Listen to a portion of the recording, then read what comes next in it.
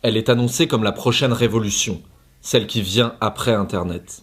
Mais qu'est-ce que la blockchain ? La blockchain, c'est d'abord une promesse, celle de pouvoir se faire confiance sans se connaître et sans intermédiaire. Pour y parvenir, la blockchain propose de garder une trace indélébile de tout ce que l'on possède et s'échange dans un grand registre. Vous voulez vendre un acte de propriété, échanger de la monnaie ou voter électroniquement ? Vérifions dans la blockchain. Ce registre est en réalité un système informatique composé de blocs qui représentent toutes les transactions passées. Avant de valider votre nouvel échange, des machines vont scanner l'ensemble de la blockchain pour s'assurer que vous possédez bien ce que vous prétendez. Une fois validé, ce nouveau bloc vient s'ajouter dans la chaîne.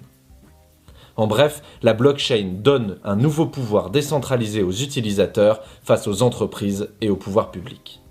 Pour mieux comprendre son fonctionnement, intéressons-nous à sa meilleure illustration, le Bitcoin. Cette monnaie virtuelle s'échange directement entre les utilisateurs via la blockchain. Prenons Madame X et Monsieur Y. Chacun utilise une clé publique, une sorte d'adresse de boîte aux lettres et une clé privée qui pourrait représenter sa signature.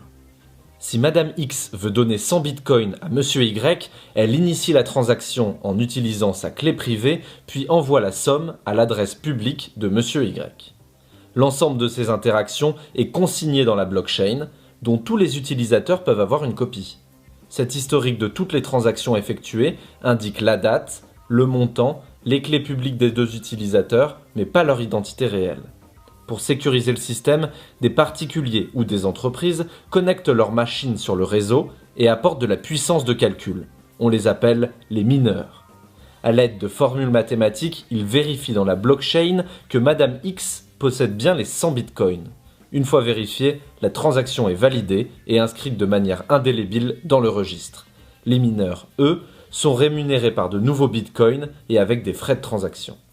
Ainsi, il est impossible de créer de faux bitcoins ou de dépenser 2 fois le même bitcoin. Les mineurs stopperaient net la transaction après analyse de l'historique du fraudeur. Ce principe de la blockchain fait aujourd'hui des émules.